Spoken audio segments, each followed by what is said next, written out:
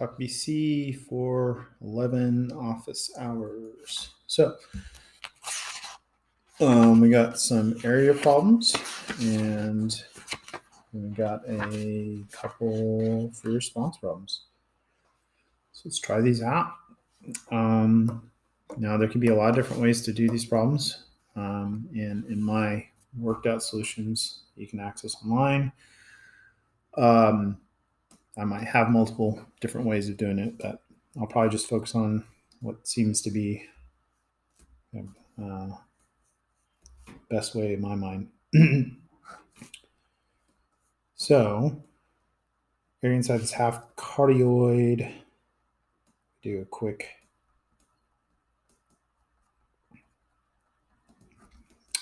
one, 0, 2, 0, 1. So 1, 0. Oh, hold on. Let's see, make sure this makes sense. Put pi. Okay, sorry. That should be a 1. That should be a 2. Okay. 1, 0, 1, 2. So that's the whole thing.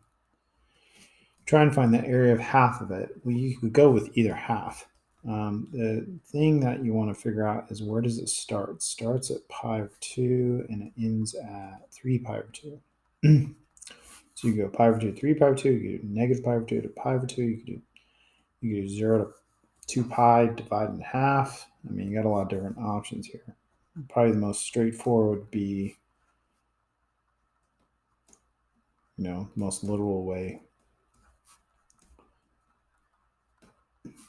The work would be pretty much almost the same for all of those different approaches except for the limits at the end that you plug in. I mean, 0 to 2 pi is appealing because those are kind of nice values. Anyways, so you want to distribute this.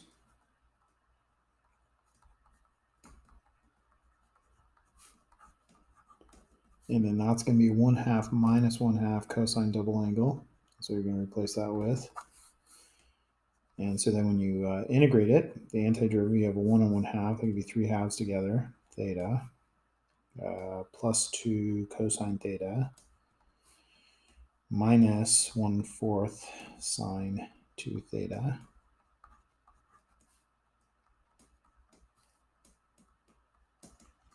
And plug limits in. So 3 pi over 2, that'd be 9 pi over 4 plus 2 times cosine of 3 pi over 2 is 0. And sine of 3 pi is 0. And you get 3 pi over 4. Cosine of pi over 2 is 0. Sine of pi is 0. So lots of 0 terms. So we have 1/2, 9 pi over 4 minus 3 pi over 4 is 6 pi over 4. We could reduce that and get 3 pi over 4. So, I don't know. That's a good way of doing it. Just some other setups. You could do negative pi over 2 to pi over 2. So you could do the other half. They're equal to each other. So you could do that. I think we could do the whole thing. 0 to 2 pi. And then divide that by 2. That's another option. So anyways, okay. Sometimes multiple choice, you don't get to pick the way you would want it, and you got to look at that. So you can use a graphic calculator here. But I think we could do it without a graphing calculator. So I'll probably do it without a graphic calculator. You guys show the setup no matter what. So this is a cardioid. And I'm just going to quickly, I have a graph of it, but it might be nice to just know where these points are. So it actually starts here. It's kind of weird. Pi over 2 is going to be negative 1. So the next point, it starts here and it goes this direction. So that's good to know. It's going to be negative 2. So pi faces this way, but it's going to be over here. And then 3 pi over 2, that's going to be -1, that's going to be 0. So kind of interesting. Now to find this area, I mean, we could do symmetry and double it. That's not half the whole thing. It's kind of up to you. This was theta equals 0. This was theta equals pi over 2. This was theta equals pi. This was theta equals 3 pi over 2. So that might be good just to know how to set this up. So, I mean, we probably got a couple different options. I mean, we could do symmetry.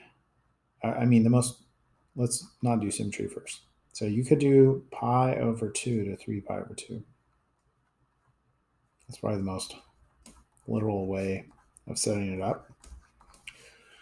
But we could also double half of the shape and do pi over 2 to pi, which I think is better than pi to 3 pi over 2. Just seems a little easier in my head. On a calculator, if you're doing a calculator, it doesn't really matter. This would be a little easier to type in. I'm going to go and do it by hand.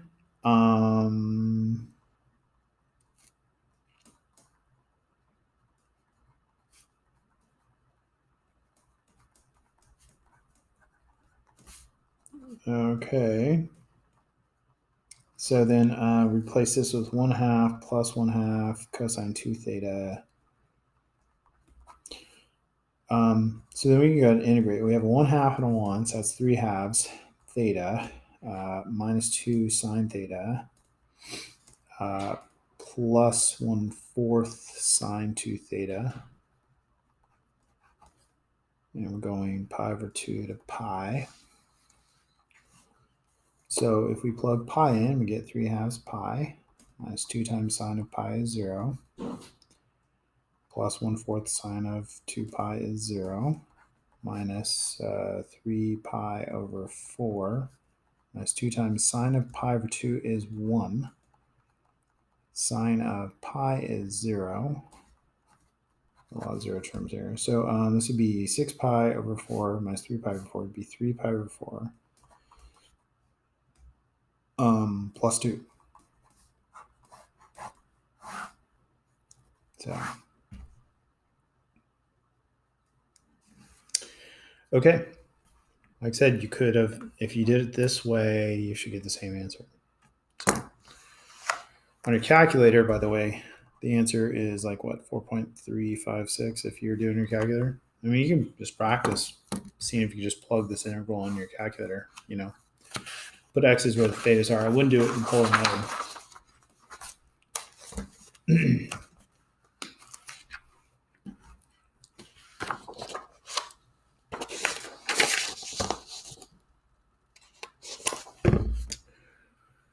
Okay, find the area inside the smaller loop of the limacon within a loop. So I'm going to do a quick table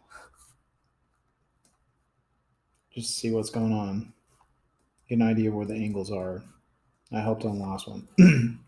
So that's going to be 3, 1, -1, 1, 3. So this is the beginning. Theta equals 0. Then it goes up to here.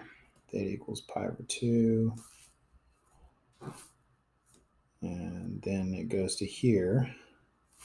That's theta equals pi. Then it goes to here. Theta equals 3 pi over 2.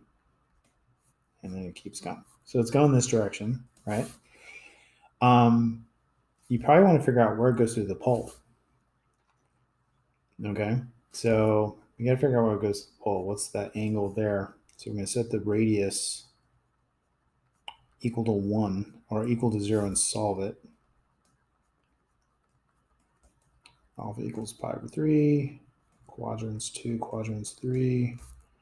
So theta equals 2 pi over 3 and 5 pi over 3. So we have some different options. The most straightforward way is it enters the inner loop at 2 pi over 3 and exits at 5 pi over 3. So we could just base off that 1/2 2 pi over 3 to 5 pi over 3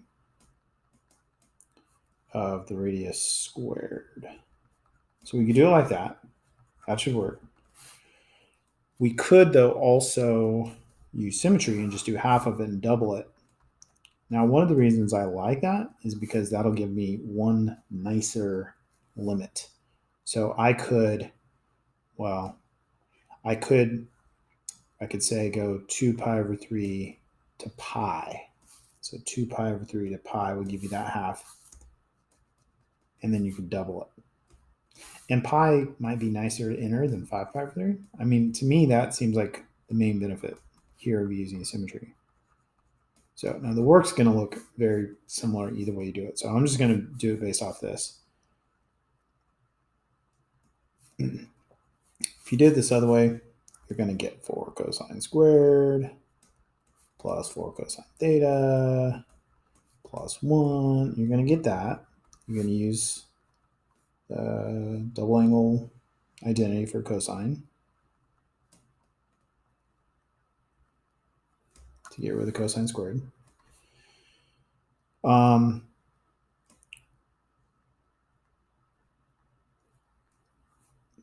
So you're going to have what, 2 cosines, cosine 2 theta, and then you're going to have 2 plus that. You're going to have 3 plus 4 cosine theta, or whatever order you want. And then we're going to, so you get this. There's other ways also. So the antiderivative is going to be sine 2 theta plus 3 theta plus 4 sine theta.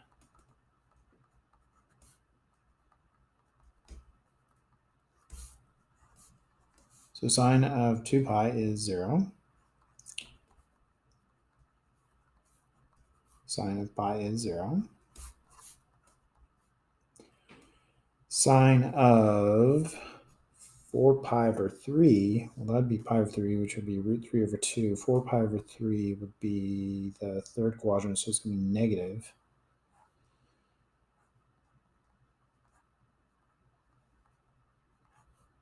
And then sine of 2 pi over 3 is going to be positive root 3 over 2. It's a little messy. All right, so a couple zero terms. Those cancel. You got to distribute that. So you're going to have a single pi, right? 3 pi minus 2 pi. And then you have a negative root 3 over 4 and a positive. We could make that 8 root 3 over 4. So positive is going to be minus 5 root 3 over 4. Unless I did something wrong. This isn't matching my answer. It's root 3 over 2. Why did I write 4 right there? So that's root 3 over 2. So this would be 2 root 3. That would be 2 root 3. So it'd be 3 root 3 over 2. There we go. A little mistake right there. So that's the answer. If you did it this way, you get the same answer. It's kind of up to you. Like I said, you could look at my work and you could, I did it this way also. So then you could look at that if you tried it that way and didn't get the right answer. You should get the same answer. Okay, use our answer for number 3 to find this area. Okay. Now, right here, this isn't just half of a limit with the inner loop, because half of the limit with the inner loop would include the inner loop twice, because this is the same graph as the last one. So it starts over here, right? And then when it goes into the inner loop, it's slicing it like that. It counts it, and then it starts slicing it again. And this area includes the area where the inner loop was also. So what we could do is we could say, I mean, I think you probably want to find half of the whole limacon, including the inner loop, twice. So, we could do 0 to pi. Well, I don't know. We could do 0 to 2 pi to get the whole thing, and then take half of it. that's going to include one of those halves of those loops twice, and we want to get rid of that inner loop. Totally get rid of it. So that would give you the whole thing cut in half. Then you want to subtract 2 of half of the answer from last time. Last answer had the whole inner loop, and you want 2 times half of it, which is the whole inner loop. So we could just subtract that whole thing. So I'm just trying to make sure you understand that inner loop, the area on it, when you do the whole limson with the inner loop, that area where the inner loop is gets counted twice because it gets counted with the area that's being created, the limson without the inner loop, and then again with the inner loop. So I guess we go with this.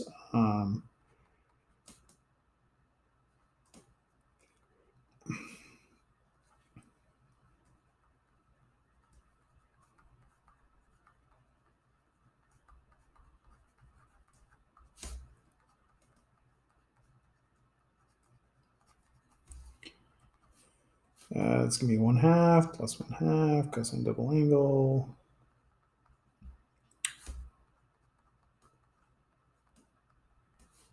So that's going to be 2 plus 2 cosine 2 theta.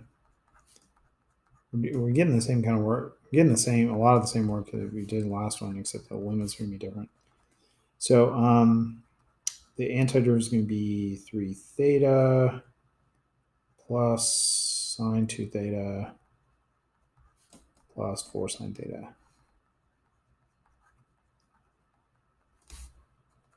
And then we plug 2 pi into that. We get 6 pi plus 0 plus 0 minus 0 plus 0 plus 0.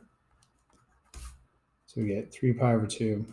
That's the area of the whole limson cut in half, which includes half the inner loop twice, which that's one full inner loop once.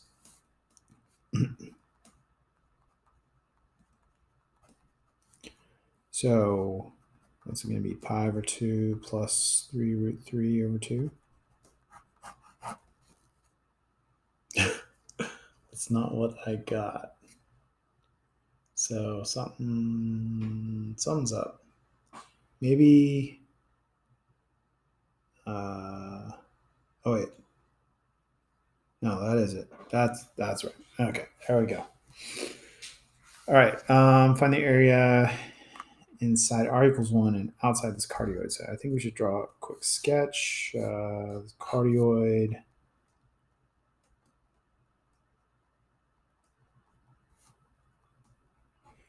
That's going to be 0, 1, 2, 1, 0.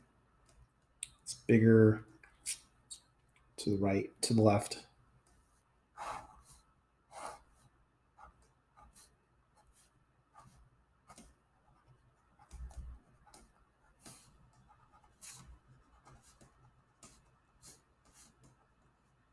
Okay, so 0, 0, pi over 2, 1, pi 2. So that's the cardioid. And then the circle is just a regular old circle with the radius of 1 centered at the origin. So you want the area that's inside this circle but outside the cardioid. So that's going to be this area over here.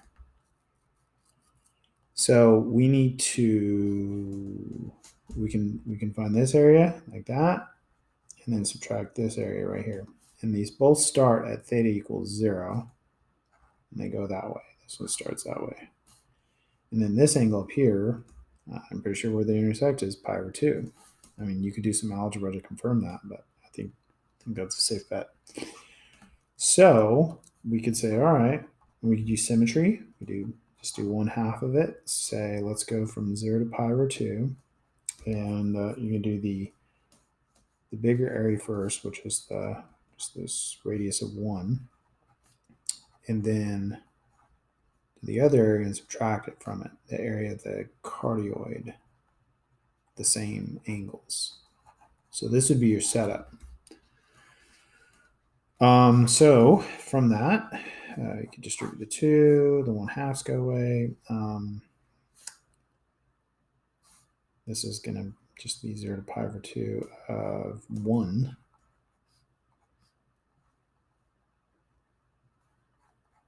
One minus 2 cosine theta plus cosine squared theta.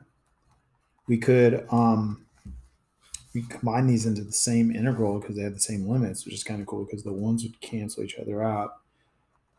And then we would have this. We would have, now this is going to get replaced by 1/2 plus 1/2 cosine 2 theta. And then you're going to distribute the subtraction.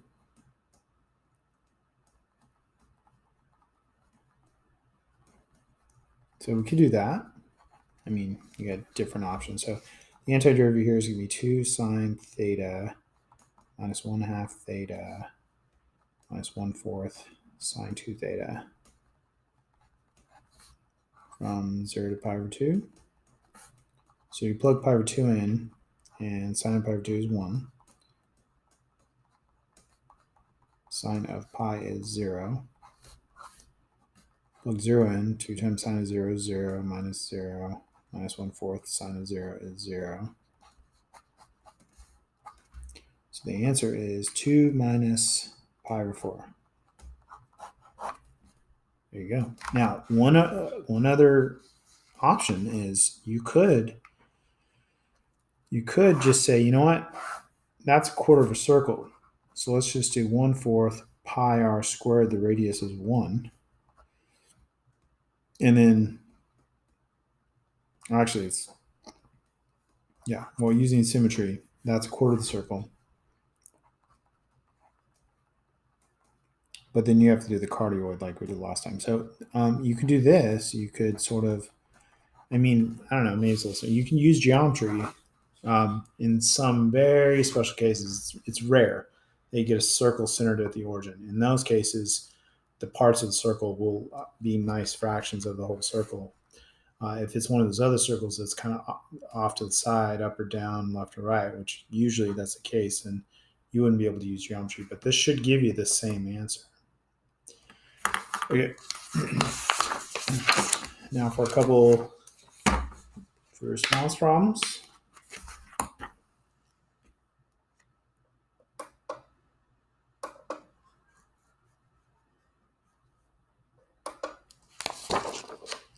So they usually give you a sketch, which is nice. One less thing to do. The graph's polar curves r equals 2. So that's this one right here, r equals 2. And then this other one's like a convex limacon based off the picture. I don't know. I guess if this number's smaller than that one, then that's the inner loop one.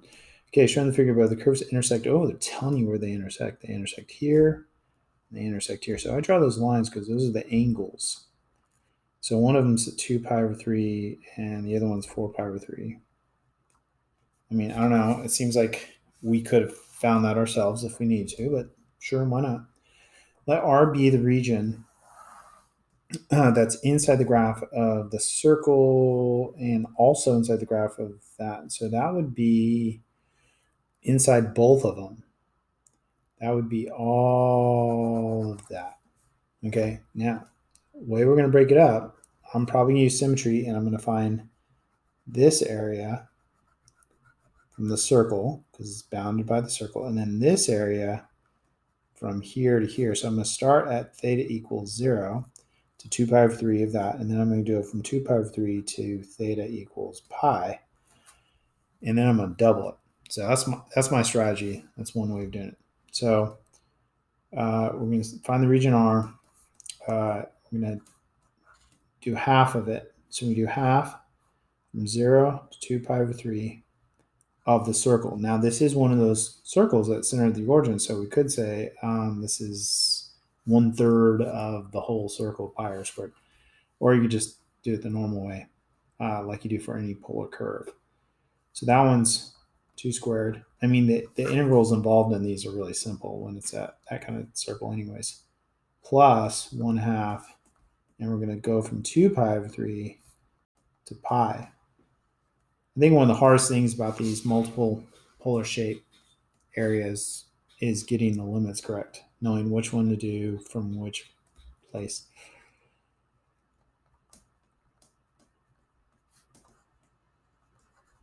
So that's your setup. And then we could go ahead and distribute that.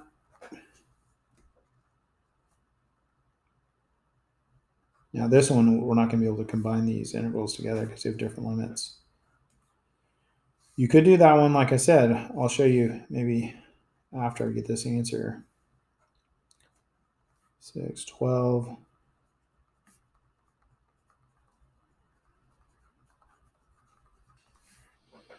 Okay, that's going to be a 1/2 plus 1/2 cosine double angle. Okay, so this is going to be 4 theta from 0 to 2 pi over 3. And this is going to be, there's going to be 9 plus 2, that's going to be 11 theta plus 12 sine theta. And that's going to be 2, so it's going to be plus sine 2 theta from 2 pi over 3 to pi. So we're going to get 8 pi over 3 for that area. That's the area of the circle, 8 pi over 3.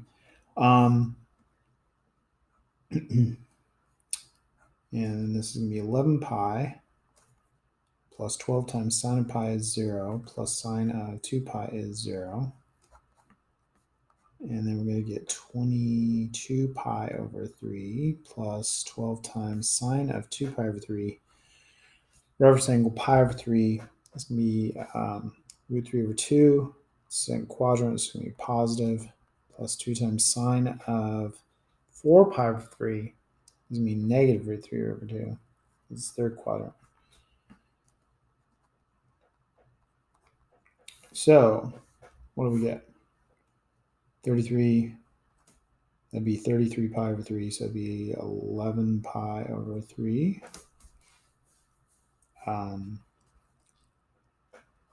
It's going to be 12 root 3 over 2 minus 1 root 3 over 2 would be 11 root 3 over 2, negative 11 root 3 over 2.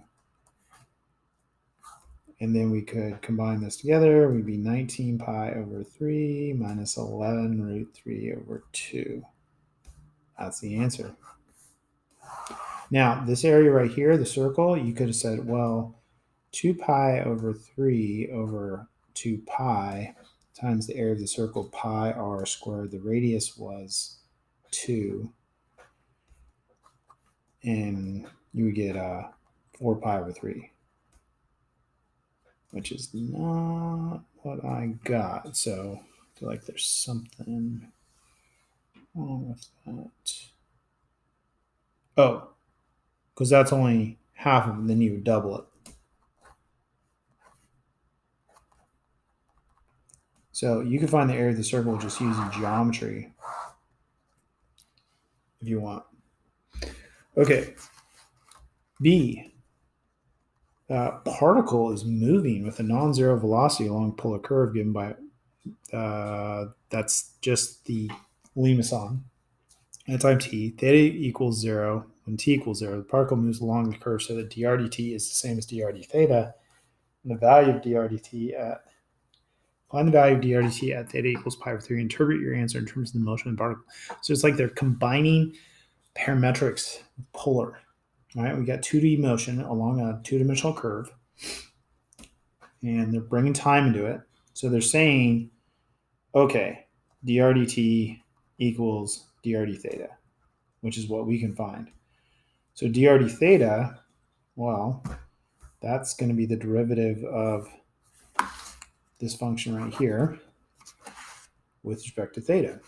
So that's going to be negative 2 sine theta. So that's dr d theta, which is dr dt. And they want you to find the value when theta equals pi over 3. Sine of pi over 3 is root 3 over 2. So it's going to be negative root 3.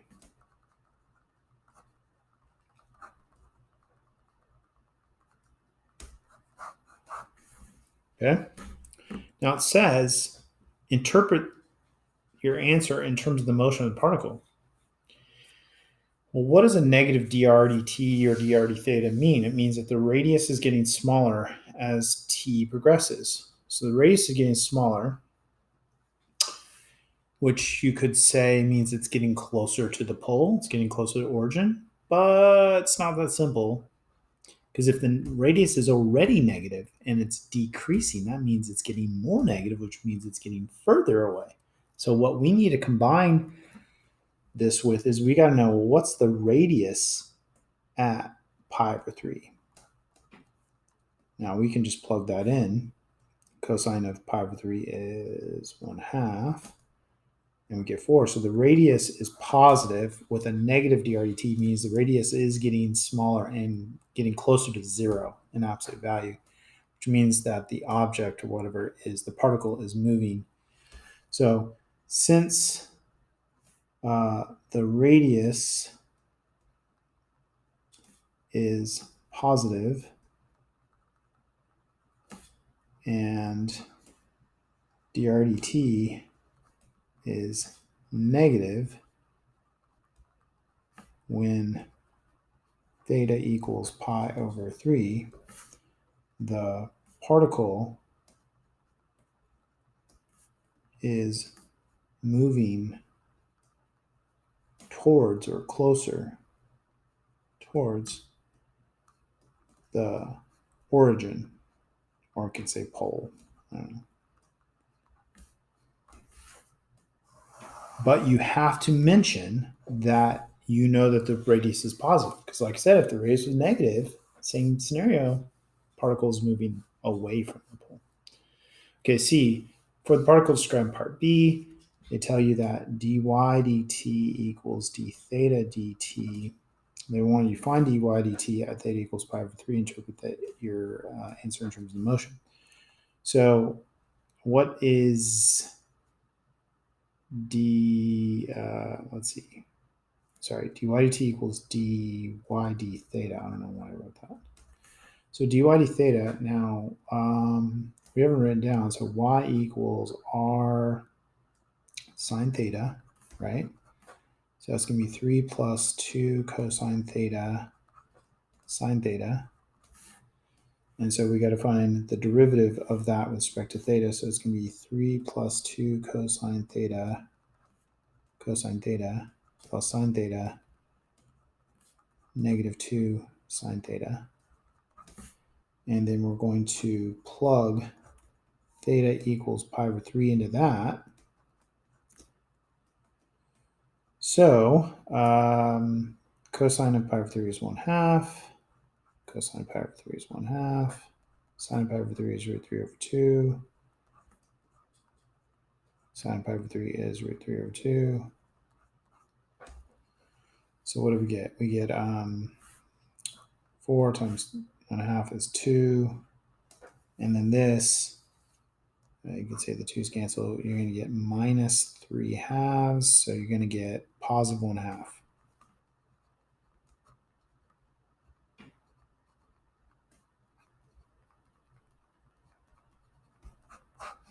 Right? Okay, but this has to do with vertical motion because this is y changing. So it's either getting further or either you could say that the particle is moving upwards, but we could also maybe even say it's moving upwards and away from the x-axis or closer to the x-axis. You would need the y value at pi over 3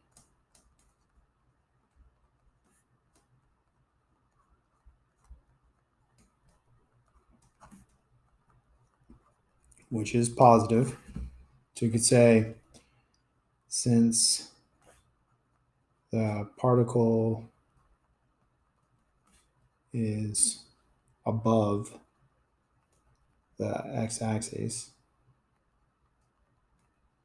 and dy dt is positive,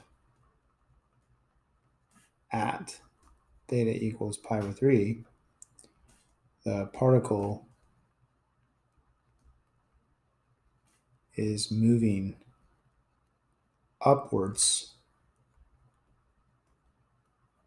and away from the x-axis. So something like that. It's probably what they're going for. Just saying, if you look at their solutions. Okay. That, those kind of questions pop up every now and then with the whole like mixing parametrics with Fuller and free response. Okay. Last one for this assignment. So this is a funky polar curve, but you don't need to know how to grab it. They're giving it to you, so that's nice. Curve, XY equation, polar curve, theta to pi. It's only half of it. Kind of looks like it's only half of it. So this is probably theta equals 0. If you plug 0 in here, you get 0. This is probably theta equals pi. If you plug pi into here, you get pi. So that kind of makes sense. So it's probably going like this, Okay, so they give you drd theta, which wouldn't have been hard for us to find ourselves. Just take derivative of that, be 1 plus 2 cosine 2 theta, easy. Find the area bounded by the curve and the x-axis. So now you can use a graphing calculator on this one. So we're trying to find the area. Okay, so the area is going to be 1/2 from 0 to pi of the radius squared, which is going to be theta plus sine 2 theta squared d theta. So we probably wouldn't be able to integrate this one by hand anyways. That's probably why we're about the setup. We got to show the setup. Now, I'm not going to do this in polar mode. I'm going to do this in function mode. I'm going to go to new second. I'm going to do math 9 fnt, and I'm going to do 0.5 parentheses x plus sine 2x close parentheses on the sine, close parentheses on that, squared, don't forget the squared, comma x, comma 0, comma pi. So this should do it. That's it. 4.382, rounded truncated, 3 decimal accuracy. Show the setup. Okay, that wasn't bad. B, find the angle theta that corresponds to the point on the curve with the x coordinate of -2. Now, that means we're going to use x equals r cosine theta, which is going to be theta plus sine 2 theta cosine theta, right? And we're going to set it equal to and figure out what theta equals, right? What's the angle that gives you x coordinate of -2? -2. Now, we could also look at the picture to get a rough idea of where that happens. This is the only point right here that has an x coordinate of -2, right?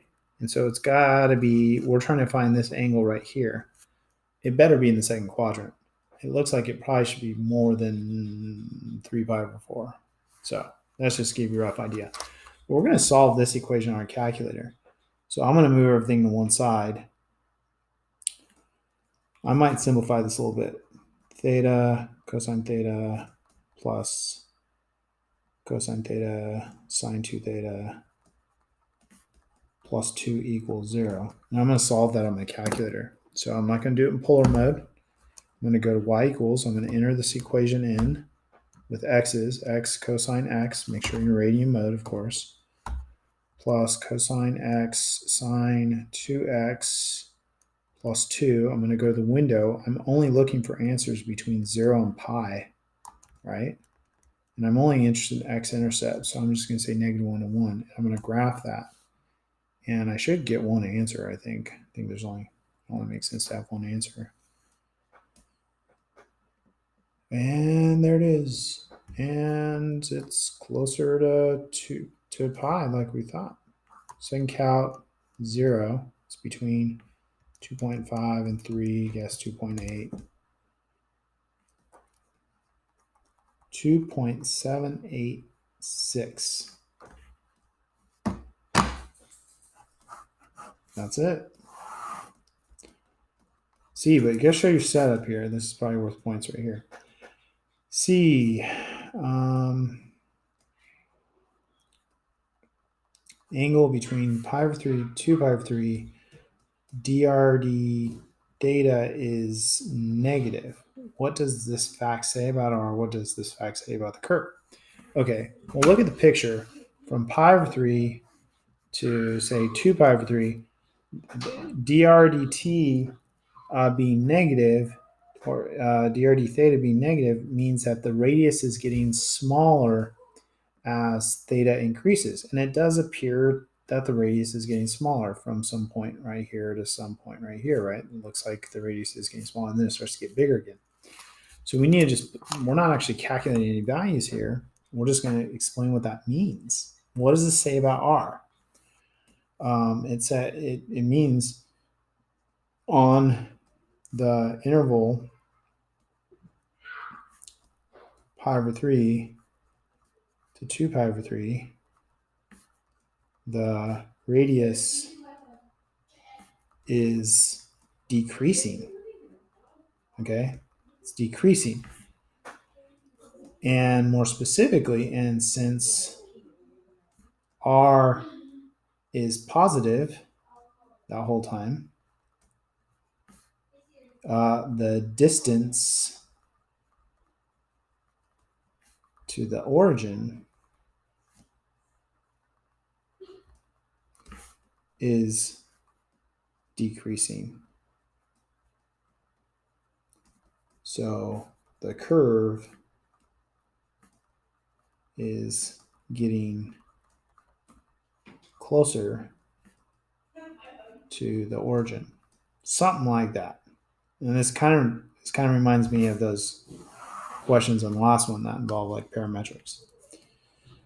But you got to really be specific. You got to combine it with the fact that R is positive, and D says find the value of theta on the interval 0 to pi over 2 that corresponds to the point on a curve in the first quadrant with the greatest distance from the origin. Justify your answer.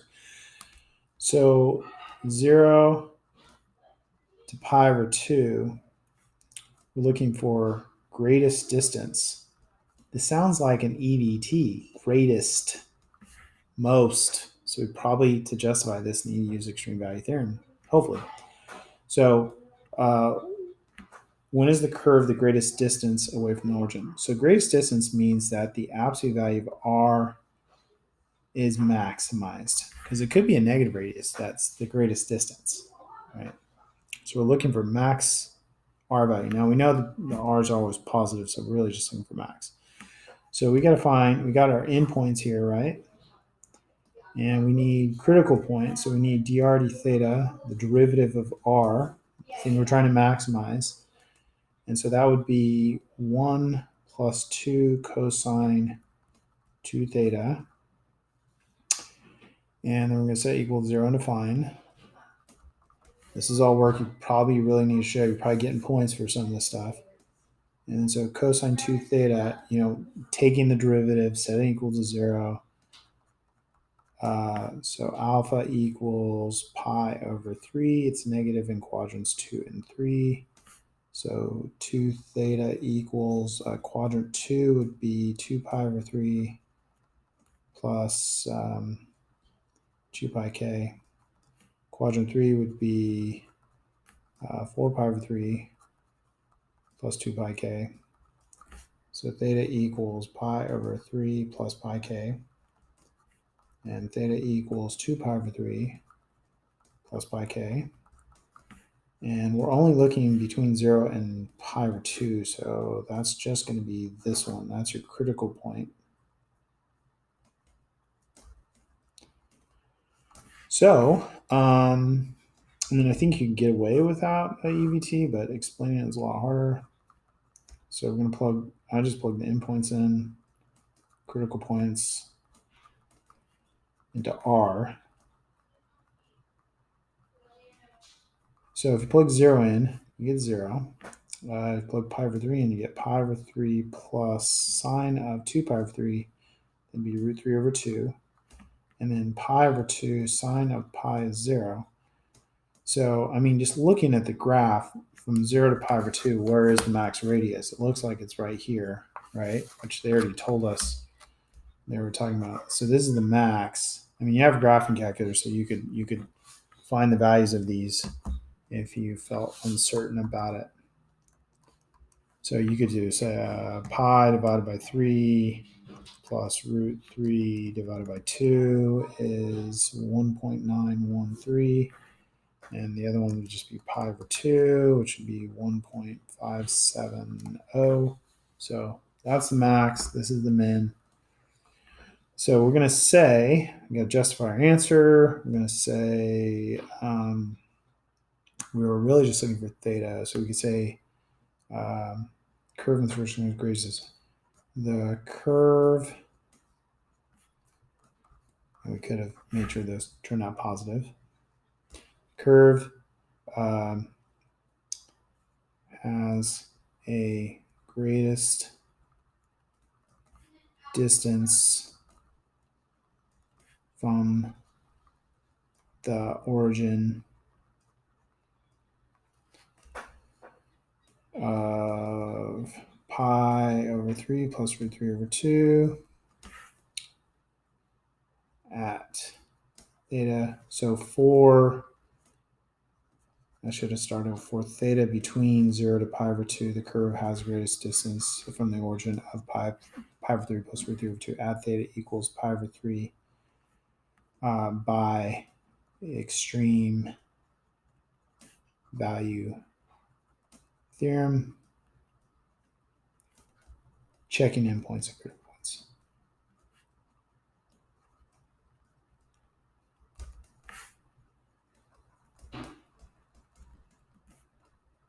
Okay, justify your answer. Okay, there we go. So that's it.